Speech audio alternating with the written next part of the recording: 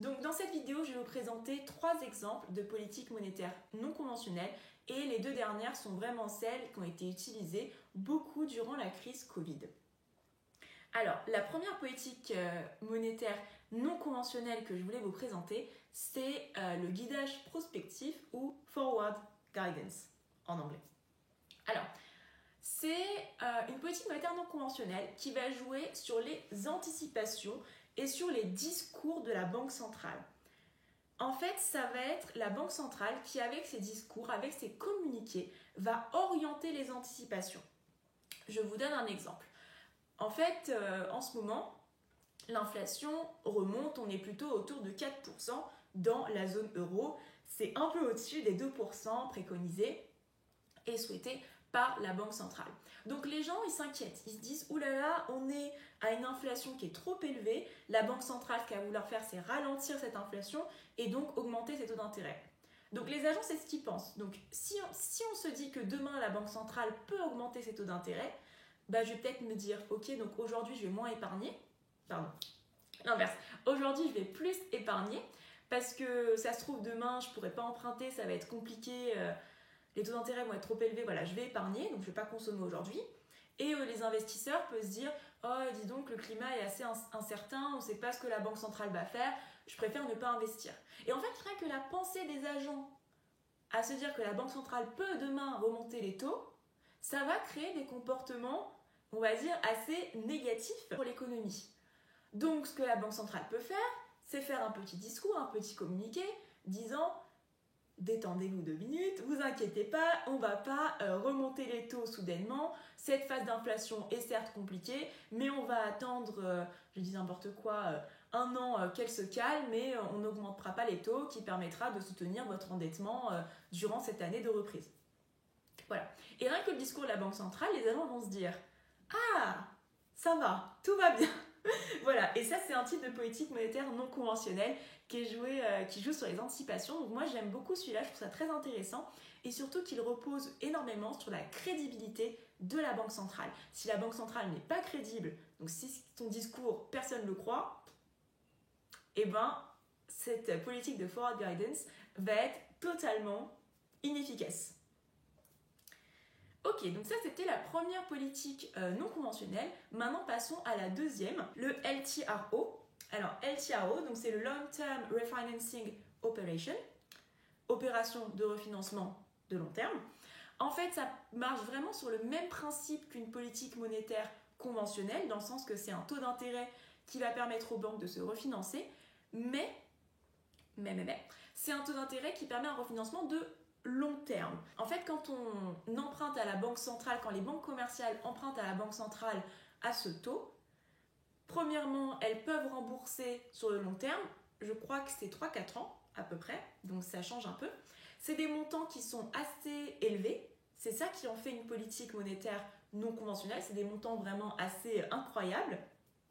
Et autre chose, c'est limité dans le temps, d'accord ? Il y a plusieurs opérations de refinancement de long terme. Vous pouvez aller voir sur le site de la Banque centrale, il me semble qu'il y en a 3. Et dernière chose, c'est qu'en fait, ces prêts sont accordés à une condition. Bah oui, c'est trop facile. C'est accordé à une condition, c'est que ces réserves que les banques commerciales vont obtenir auprès de la Banque centrale, elles soient utilisées pour accorder des prêts dans l'économie. C'est-à-dire que si vous avez des réserves et que c'est juste pour les déposer sur votre compte à la Banque centrale, niet, vous n'aurez pas ces prêts. Donc ça c'est le deuxième type de politique monétaire conventionnelle, le financement de long terme et conditionnel à des prêts que les banques commerciales accordent aux agents économiques et ça permettra de stimuler l'activité économique. Ok, dernière politique monétaire non conventionnelle mais la plus connue, c'est le quantitative easing.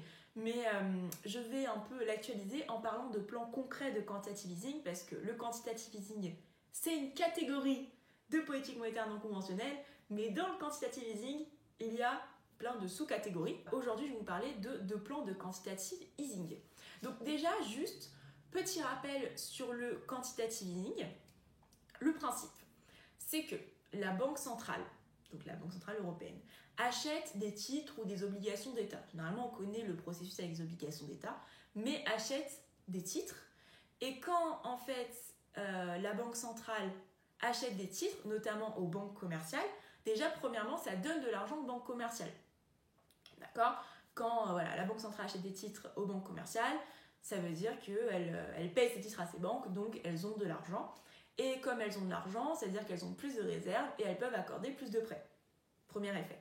Deuxièmement, quand la banque centrale achète des titres, ça crée de la demande pour ces titres. Et je ne sais pas si vous êtes familier avec la loi de l'offre et la demande, mais plus la demande est élevée, plus le prix est élevé. Alors, je vais essayer d'être claire. Le rendement du titre, donc combien le titre va vous rapporter, est inversement proportionnel au prix du titre. C'est-à-dire que si vous avez deux titres, un qui coûte 100 € et un qui coûte 105, d'accord ? La rémunération du titre qui coûte 105 sera plus faible que la rémunération du titre qui coûte 100. Donc, quand la banque centrale achète des titres aux banques commerciales, le prix de ces titres augmente et donc la rémunération, le taux d'intérêt, parce que la rémunération des titres, c'est le taux d'intérêt, diminue. Donc, juste petit aparté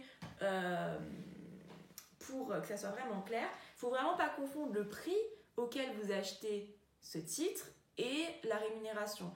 Vraiment, dites-vous que quand vous achetez une obligation à 50 €, d'accord, chaque année, elle va vous rapporter un peu d'argent. Mais elle ne va pas vous rapporter 50 €, on est d'accord. Elle va vous rapporter, par exemple, 5% de 50 €. C'est ça la différence entre la rémunération qui est au taux d'intérêt, donc 5%, et le prix qui est 50 €. Donc voilà. Du coup, en achetant des titres, le taux d'intérêt diminue et cette baisse du taux d'intérêt va permettre de stimuler l'investissement et la demande, encourager la consommation, l'investissement et relancer l'activité économique. Cette baisse des taux va encourager encore une fois les banques centrales à prêter, les banques commerciales à prêter. Donc ça, c'est l'idée générale du quantitative easing. Maintenant, je vais l'appliquer à des plans, concrets qui ont eu lieu durant la crise Covid. Premier plan dont je voulais vous parler, c'est l'APP. Donc c'est en fait le programme d'achat d'actifs ou en anglais Asset Purchase Program. Ça date de 2014, donc c'est pas que pour la crise Covid, ça date de 2014 quand même.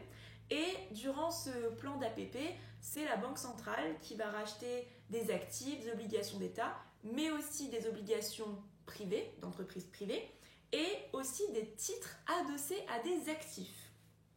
Alors, celui-là, je le trouve assez intéressant, donc je vais vous expliquer en utilisant un schéma qu'est-ce que ça veut dire quand la Banque centrale achète des titres adossés à des actifs. Qu'est-ce qui se passe ?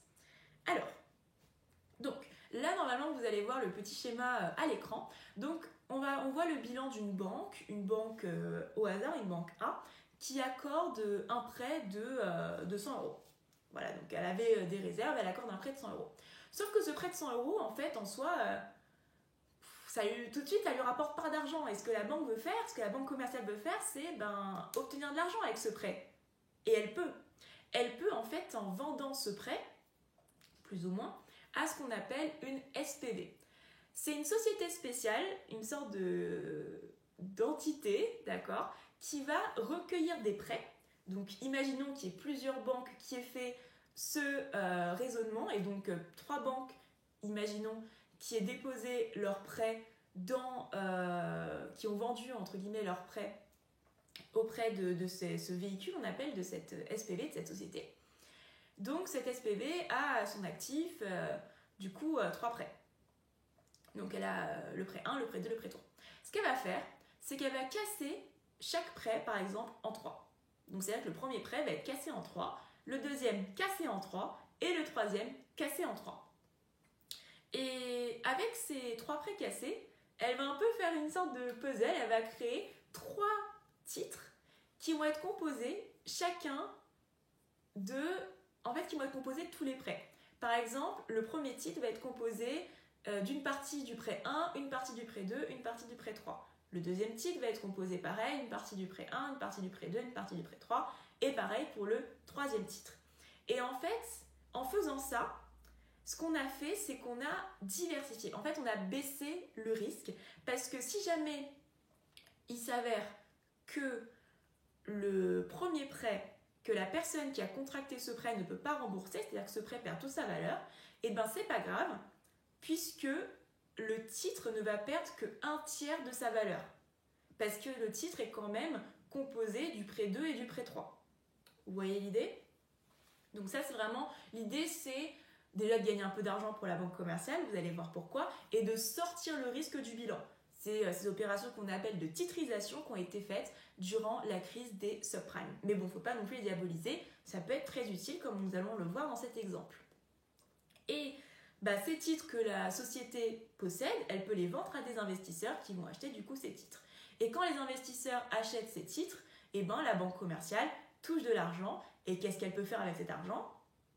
Ça va augmenter ses réserves, elle peut faire plus de prêts, qu'elle va donner pareil à une SPV, et ainsi la SPV va pouvoir couper ce prêt en deux, le mettre dans différents titres, et ainsi de suite, le vendre à un investisseur, et ça va permettre de donner plus de fonds à la banque commerciale, et ce mécanisme peut se répéter.